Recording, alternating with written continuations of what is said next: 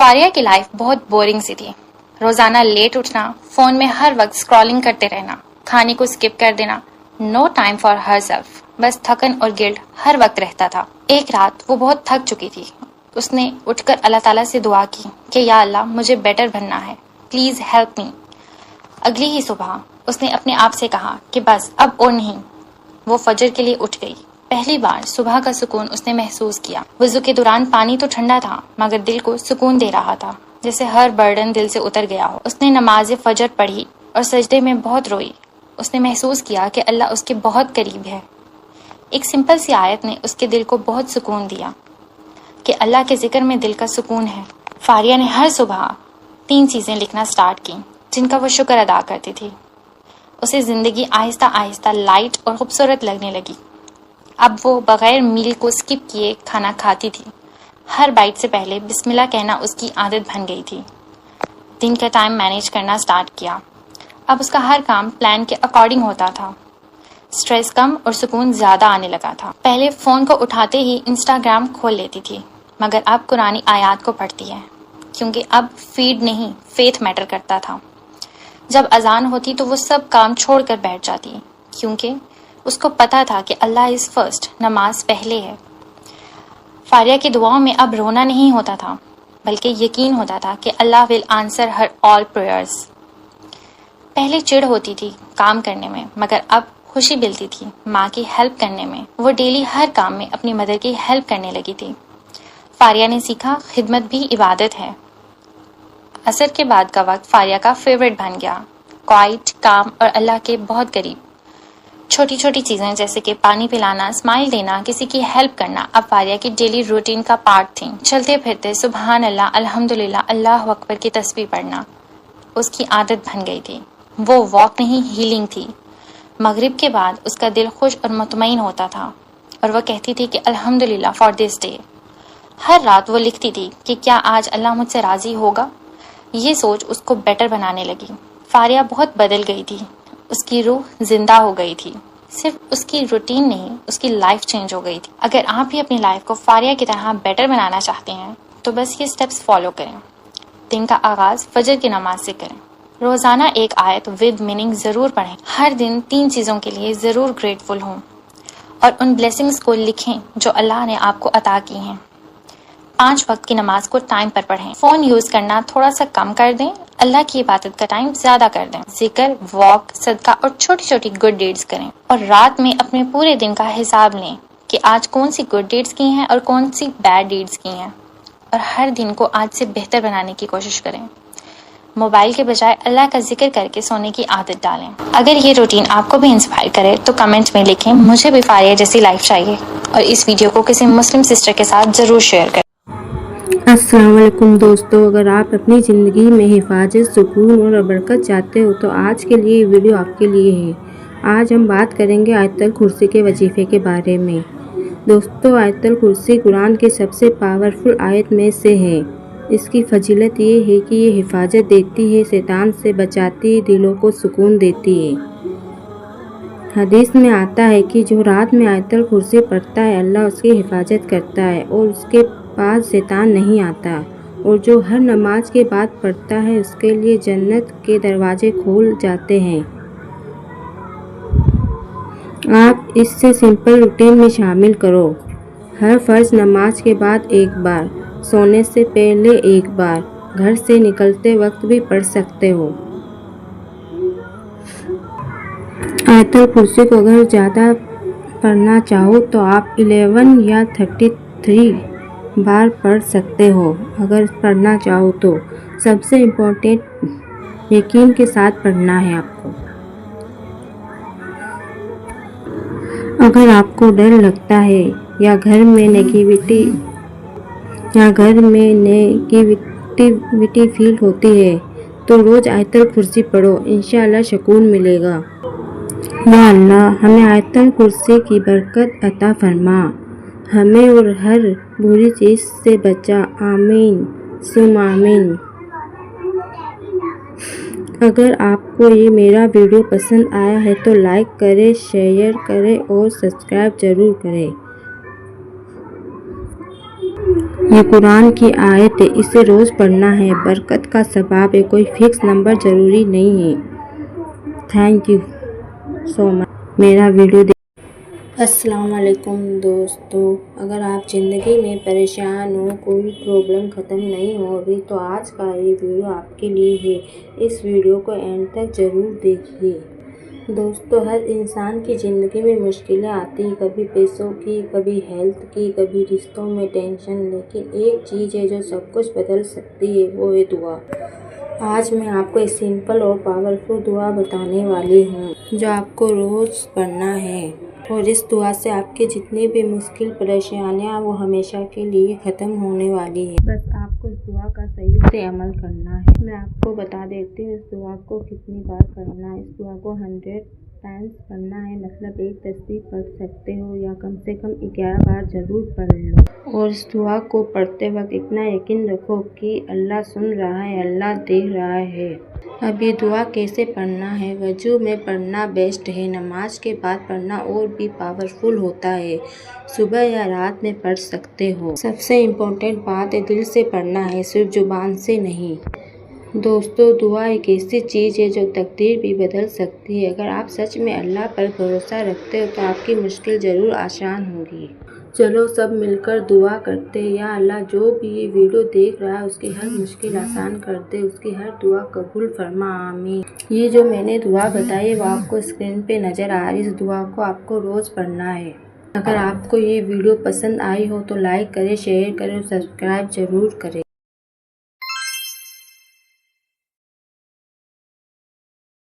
صبح کا ہلکا نور پردوں سے اندر آ رہا تھا۔ 5 بجے لائبہ کا الارم قرآن کی سافٹ تلاوت کے ساتھ بج گیا۔ اس نے اسٹریچ کیا اور یہ دعا بولی، الحمدللہ الذی احیانا بعدما اماتنا والیہ النشور۔ دوسروں کی طرح جلدی جلدی والی صبح کے بجائے لائبہ نے اپنے آپ کو ٹرین کر لیا تھا کہ صبح کے گھنٹے ایک گفٹ ہیں، کوئی برڈن نہیں۔ اپنی اسلامک سائیکالوجی کی اسٹڈی کی وجہ سے اسے سمجھ میں آ گیا تھا کہ نفس یعنی کہ سیلف ہیبٹس سے شیپ ہوتی ہے، اور صبح کا وقت پورے دن کا ٹون سیٹ کرتا ہے۔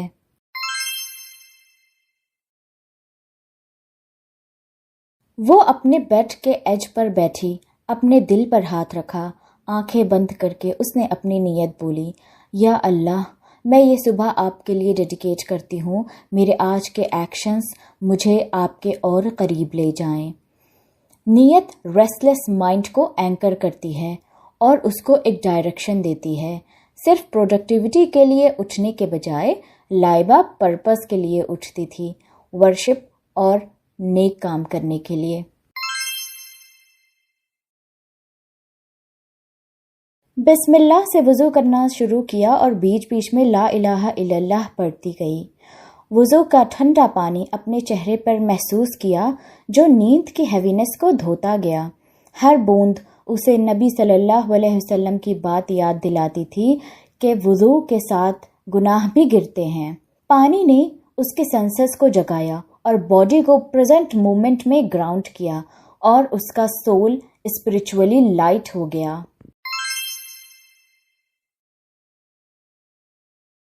اپنے مصلے پر لائبہ فجر کے لیے کھڑی ہوئی۔ گھر کی خاموشی نے نماز کو اور پرسنل بنا دیا۔ جب وہ رکوع اور سجدہ کرتی، اسے لگتا کہ اس کا دل، باڈی اور سول پرفیکٹلی الائن ہو گئے ہیں، یعنی کہ وہ جو بلیو کرتی ہے اسی پر ایکشنز کر رہی ہے۔ ایک بیلنس جو ماڈرن دنیا مس کرتی ہے۔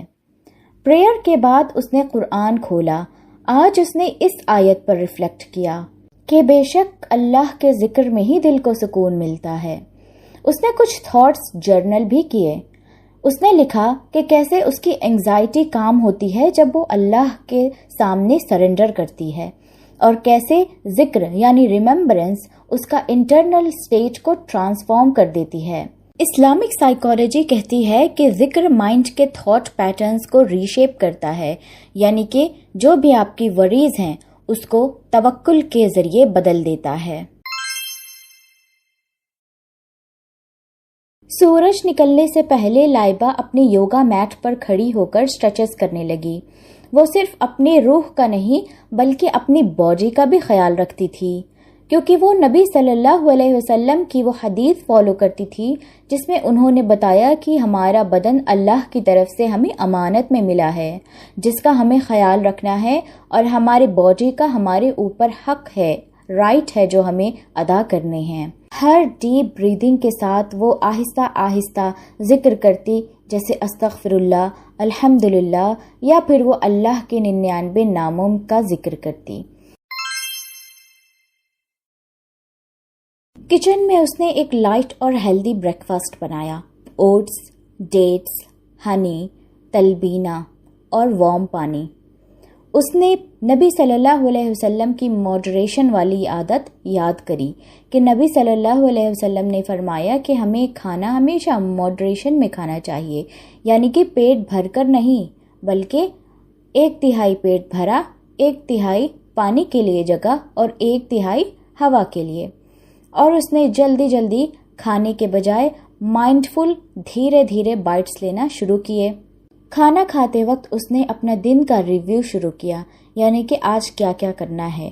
ریجڈ شیڈیول کے بجائے اس نے صرف 3 پرپسفل گولز لکھے کہ آج مجھے اپنے گھر کے کاموں کے ساتھ اللہ کی عبادت بھی جوڑ لینی ہے، یعنی کام کرتے وقت ذکر کرتے رہنا ہے۔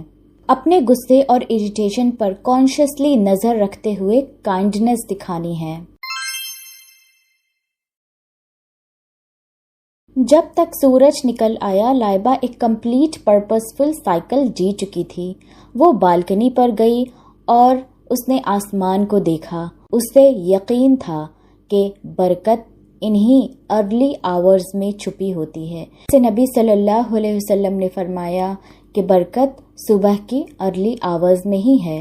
ایک پرپسفل صبح کا مطلب یہ نہیں کہ زیادہ سے زیادہ کام کرنا ہے اور زیادہ سے زیادہ چیک لسٹ کمپلیٹ کرنی ہے، بلکہ اللہ کے ساتھ الائن ہونا ہے، اپنے انٹینشنز کو، اپنے سول کو اور اپنی بیلیف کو اپنے ایکشنز کے ساتھ الائن کرنا ہے، تاکہ ہر کام برکت اور پیس کے ساتھ فلو کرے۔ السلام علیکم دوستوں، آج ہم بات کرنے والے ایک بہت ہی امپورٹنٹ ٹاپک پر اللہ سے کیسے معافی مانگے۔ کیا آپ کو لگتا ہے کہ آپ نے بہت گناہ کر لیے ہیں؟ کیا آپ کو لگتا ہے کہ اللہ آپ کو معاف نہیں کریں گے؟ تو آج کا یہ ویڈیو آپ کے لیے ہے، اس ویڈیو کو اینڈ تک ضرور دیکھیے۔ دوستو، سب سے پہلی بات یاد رکھو، اللہ کی رحمت بہت بڑی ہے۔ قرآن میں اللہ فرماتے ہیں کہ اللہ سب گناہ کو معاف کر دیتے ہیں، چاہے گناہ کتنا بھی بڑا ہو۔ اگر بندہ دل سے توبہ کرے، اللہ اسے ضرور معاف کرتا ہے۔ گناہ کیا ہوتا ہے؟ گناہ چھوٹے بھی ہو اور بڑے بھی، جیسے جھوٹ بولنا، نماز نہ پڑھنا، کسی کا دل دکھانا، اور کچھ بڑے گناہ ہوتے ہیں، لیکن اللہ کے لیے کوئی بھی گناہ بڑا نہیں ہوتا اگر بندہ سچ میں شرمندہ ہو جائے ان گناہوں سے۔ اب بات کرتے ہیں توبہ کا صحیح طریقہ کیا ہے۔ سب سے پہلے اپنے گناہ کو مان لو، دل سے شرمندہ ہو جاؤ، اللہ سے معافی مانگو، دعا کرو، پکا ارادہ کرو کہ دوبارہ وہ گناہ نہیں کرو گے۔ آپ سمپل الفاظ میں بھی کہہ سکتے ہو، یا اللہ مجھے معاف کر دو، میں دوبارہ یہ غلطی نہیں کروں گا، آگے سے کوئی گناہ نہیں کروں گا۔ اگر آپ رات میں اٹھ کر معافی مانگتے ہو تو وہ اور بھی زیادہ پاورفل ہوتا ہے۔ توبہ قبول کب ہوتی ہے؟ اللہ ہر وقت توبہ قبول کرتا ہے، لیکن سب سے بیسٹ ٹائم ہے تہجد کا وقت، نماز کے بعد جمعے کا دن۔ اگر آپ سچ میں رو کر معافی مانگتے ہو تو اللہ کبھی منع نہیں کرتا۔ دوستو، کبھی یہ مت سوچنا کہ اب دیر ہو گئی، جب تک سانس چل رہی ہے تب تک توبہ کا دروازہ کھلا ہے۔ اللہ ہم سب کو معاف کرے، آمین۔ اگر آپ کو یہ ویڈیو پسند آئی ہے تو لائک کریں، شیئر کریں اور چینل کو سبسکرائب ضرور کریں۔ اللہ حافظ۔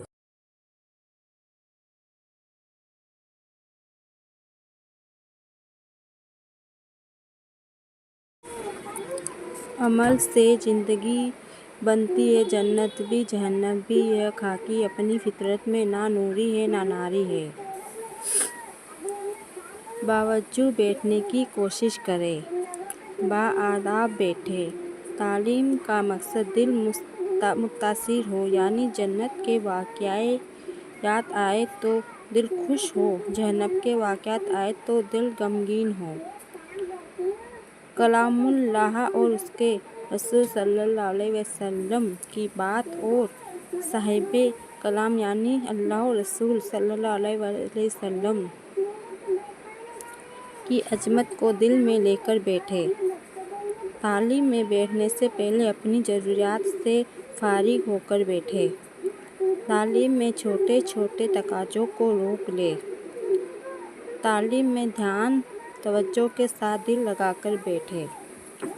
اس نیت سے بیٹھیں کہ دین کی باتیں آئے تو اس پر عمل کریں گے اور دوسروں تک پہنچاتے رہیں گے۔ پڑھنے والوں کو دیکھیں یا کتاب کو دیکھیں۔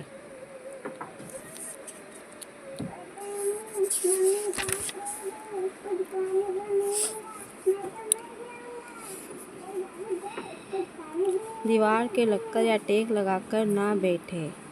حضور صلی اللہ علیہ وسلم کا نام مبارک آئے تو درود شریف پڑھیں۔ حدیث کے درمیان میں کوئی اپنی طرف سے بات نہ کہے۔ ساتھیوں کو متوجہ کریں۔ تعلیم کے 3 حصے ہیں۔ قرآن کے حلقے، فضائل کی تعلیم، ایک دن فضائل اعمال، ایک دن منتخب احادیث، 6 نمبر کا مذاکرہ۔ ہر حدیث کو 3 مرتبہ پڑھا جائے، فائدہ 1 مرتبہ پڑھا جائے۔ صحابی کا نام آئے تو رضی اللہ عنہ، بزرگ یا ولی کا نام آئے تو رحمت اللہ علیہ، مکہ اور مدینہ کا نام آئے تو زاد اللہ شرف و عظمت، اللہ تعالیٰ اس کی عظمت اور شرافت کو بڑھائے۔ ہم پتہ کیا سمجھتے ہیں؟ ہم سمجھتے ہیں ظلم جو ہے نا قتل کرنا ہی ہے۔ میں کہاں ظلم کرتا ہوں؟ میں نے کب کسی کو قتل کیا ہے؟ کسی کی ٹانگیں نہیں توڑی۔ یہ بھی ایک بڑا عجیب کانسیپٹ ہے، یہ بھی ظلم ہے۔ مذاق اڑایا کسی کا، نام رکھتے ہیں نا، ٹنگنا، کالا، موٹا، چھوٹا، عجیب عجیب نام رکھے ہوئے ہیں، یہ بھی ظلم ہے۔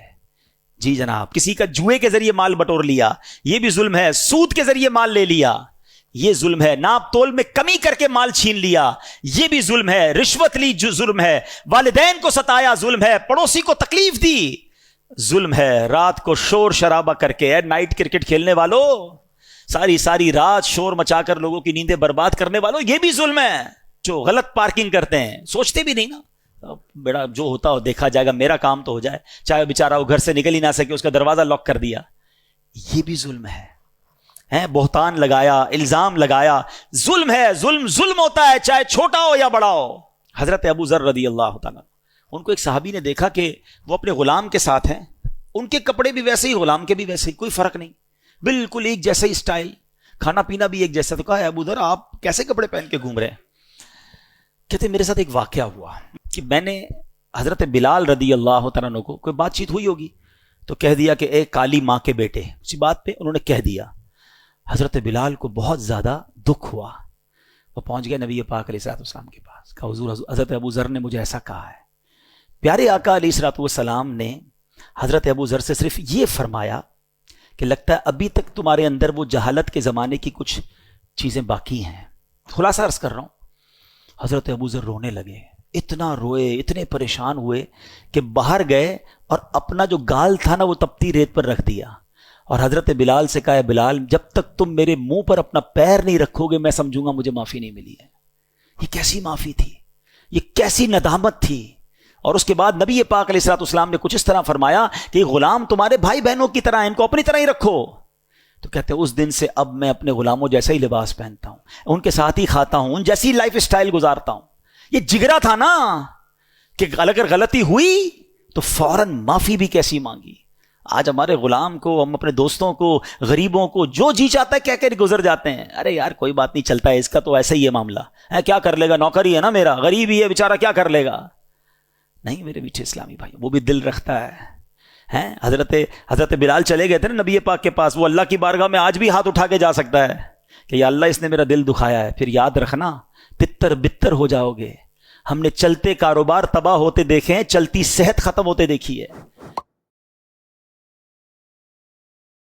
فرض کریں کہ فرشتے آپ کو قبر میں یہ بتاتے ہیں مبارک ہو آپ کی نیکیاں 999 جبکہ آپ کے گناہ 998. ایک نیکی کے زیادہ ہونے کی وجہ سے آپ کو جنت لے جایا جا رہا ہے، اور تھوڑی دیر بعد فرشتے آپ کو بیڈ نیوز سناتے ہیں اب آپ کے گناہ 1000 ہو گئے جبکہ نیکیاں 999 ہی ہیں. تو ایک نیکی کے کم ہونے کی وجہ سے آپ کو جہنم لے جایا جا رہا ہے. اب یہ گناہ کیوں بڑھ گئے 998 سے 1000؟ وہ جو آپ نے سوشل میڈیا پہ سانگز والے ویڈیوز اپلوڈ کیے تھے، وہ جو آپ نے گناہ جاریہ کا تسلسل بنایا نا، یہ تھم نہیں رہا. یہ لوگ اس آپ نے جو ساؤنڈ اپلوڈ کیا تھا اس پہ ویڈیوز بناتے جا رہے ہیں. وہ جو غلط ویڈیوز آپ نے اس کو شیئر کیا تھا نا، وہ ابھی تک دیکھ رہا ہے، وہ ابھی تک شیئر کر رہا ہے. تو اس طرح کی چیزیں جب آپ کرتے ہیں تو آپ کو کبھی معافی نہیں ملتی. ایٹ اے ٹائم اللہ سے آپ رو کر معافی مانگے گا، اللہ معاف کرے گا، لیکن آپ نے دوسرے کو بھی شامل کیا ہے تو یہ سلسلہ کبھی ختم نہیں ہوگا. اسی طرح جیسے آپ ثواب جاریہ کا کام کرتے ہیں تو یہ ہمیشہ چلتا رہتا ہے. گزارش کرتا ہوں کہ یار ایسا کوئی گناہ نہ کرو جو ہمیشہ چلتا رہے. کچھ ایسے گناہ ہیں، میں کہتا ہوں بھلے بڑے بھی ہوں، اللہ سے ایک بار معافی مانگنے پر اللہ معاف کر دیتا ہے، وہ معاملہ رفع دفع ہو جاتا ہے. گناہ جاریہ کا تسلسل کبھی نہیں رکتا. اس سے زیادہ کیا کرو گے کہ تم مجھے جیل میں بند کر دو گے؟ میں کل کی تفسیر میں بھی یہی کہا. ایک مولانا صاحب نے کہا کیا آپ اتنا بول رہے ہیں، آپ پر ایسے ایکٹ لگائے جائیں گے کہ زندگی بھر آپ کی ضمانت ہی نہیں ہوگی. آپ پر ایسے قانون لگائے جائیں گے کہ آپ کی زندگی بھر ضمانت ہی نہیں ہوگی. میرا دل یہ کہتا ہے اے لوگوں، اس طرح جی کر فائدہ بھی کیا؟ ایسی آزادی کس کام کی جس میں روز اٹھتے ساتھ میرے نبی کی شان میں گستاخیاں ہم سن رہے ہیں اور حضور کو کوسا جا رہا ہم کھاتے پیتے گھوم رہے ہوں. اس سے بہتر ہے کہ جیل کی کوٹری میں ہم زندگی گزار لیں، کل بارگاہ مصطفیٰ میں اٹھنے والا چہرہ تو رہے ہمارے پاس. اگر اللہ کے نبی صلی اللہ تعالی علیہ وسلم نے سوال کر لیا پکڑ کر کے کہ تیرے زندگی میں، تیری جوانی میں مجھ پر تو لوگ رنگیلا رسول کہہ رہے تھے، تو کیا کہہ رہا تھا؟ تو کیا کہہ رہا تھا اس زمانے؟ تم کیا کہو گے؟ اے اللہ کے نبی میں مزدور تھا، میں کچھ نہیں کر سکتا تھا، میں غریب تھا، کام کاج کرتا تھا، میں کچھ نہیں کر سکتا تھا. یاد رکھو اس وقت میرے آقا تمہارے سامنے بلال حبشی کو لا کر کھڑا کر دیں گے. یہ کیا تھا بلال؟ یہ تو غلام تھا. اس کی پیٹھ پر سل رکھ کر کے پیٹھ گلا دی جاتی، تب بھی اپنی زبان پر میرا نام لینا نہیں چھوڑتا تھا. تم کون سی مزدوری کی شکایت لے جاؤ گے؟ بہانہ کرو گے اللہ کی بارگاہ، رسول کی بارگاہ میں بہانہ. ہمارے یہاں یہ بھی بڑا مسئلہ ہے، جو آئٹم سال بھر نہیں ملتے صاحب وہ رمضان میں ملتے ہیں. مسلمانوں کے علاقوں میں چلے جاؤ تو ایسا لگتا ہے یہ قوم کھانے کے لیے پیدا ہوئی ہے. اتنے ہوٹل برساتی میڈک کی طرح کھل جاتے رمضان میں، اللہ کی پناہ. ہم نے رمضان کا مطلب ہی بدل ڈالا میرے بھائی. رمضان اپنے آپ کو، اپنے پیٹ کو صحیح کرنے کا مہینہ تھا، ہم نے پیٹ کو خراب کرنے کا مہینہ بنا دیا. اتنا کھاتے ہیں لوگ، اللہ کی پناہ ہے. اللہ کے واسطے رمضان کا مقصد مت ختم کیجئے میرے بھائی، رمضان کی روحانیت مت ختم کیجئے. رمضان یہ طرح طرح کی کھانے اور پکوان کی کہ جو ہے تنوع اور ویرائٹی کا مہینہ نہیں ہے. اور بڑے ظالم ہیں وہ لوگ جو اپنے گھر کی عورتوں کو تراویح کی نماز اور تہجد کی نماز اور قرآن کی تلاوت سے محروم کر کے آرڈر لگا دیتے ہیں، تجھے یہ بنانا، تجھے یہ بنانا، تجھے یہ بنانا. اللہ کے بندے، تو بیٹھ کر کے رمضان میں عبادت کر رہا ہے اور تیری بیوی بیٹھ کر کے دن بھر کچن میں جو ہے وہ اس کو تو نے جھونک دیا ہے. یہ ظلم ہے عورت کے اوپر. باقی 11 مہینے ایک سے ایک آئٹم کھاؤ، رمضان میں تھوڑی سادگی اپناؤ. یہ جو ہم نے ورائٹی کا کھانے کی ورائٹی کا مہینہ بنا لیا مناسب نہیں ہے. یہ رمضان کے مقصد کے خلاف ہے. ہمارے بہت سارے نوجوانوں نے اس مہینے کا ایک عجیب و غریب لائف سٹائل بنا کے رکھا ہے. رات میں دیر رات تک جاگتے ہیں اور فجر کی نماز اگر اللہ نے توفیق دی پڑھتے ہیں. میں یہ نہیں کہتا نہیں پڑھتے، پڑھتے ہیں، مگر فجر پڑھ کر کے چونکہ نیند کا غلبہ رہتا ہے 1 منٹ بھی مسجد میں بیٹھنا گوارا نہیں ہے. فجر پڑھ کے جو جاتے ہیں تو سو جاتے ہیں، پھر اٹھتے ہیں سیدھے ظہر کے ٹائم. ظہر پڑھ کر کے مسجد میں بیٹھے بیٹھے وہی مسجد میں ہی دراز ہو جاتے ہیں، لیٹ جاتے ہیں. پھر صاحب نیند کھلتی ہے عصر کے ٹائم. پھر اب عصر کے بعد افطاری کے طرح طرح کے آئٹم کا انتظام کرنا ہے، دسترخوان کو سجانا ہے، اس کی تیاری میں لگ جاتے ہیں. پھر تب تک افطار کا ٹائم ہو جاتا ہے. پھر افطار کر لیا अब उसके बाद अब जो दिन भर जिसने गुटखा नहीं खाया था वो गुटखे के लिए बेचैन है, जिसने दिन भर बीड़ी और सिगरेट नहीं पी थी वो बीड़ी और सिगरेट के लिए बेचैन है, जो निस्वार और तंबाकू खाता है वो उसके लिए बेचैन है। दिन भर की वो तलब जो थी अब वो ठांठे मार रही है, वो जोश में आई है। पहले इफ्तार करने के बाद वो अपनी महबूब चीज की तरफ बढ़ता है, दौड़ता है। उसके बाद अब वो तरावी की नमाज आकर के पढ़ता है। ये एक लाइफ स्टाइल हमने बना के रखा है, ये गलत है मेरे भाई। रमजान को हमने सोने का महीना बना लिया है, रमजान को हमने आराम करने का महीना और रमजान को फजूल चीजों में रात गुजारने का महीना बना लिया है। अल्लाह के वास्ते ऐसा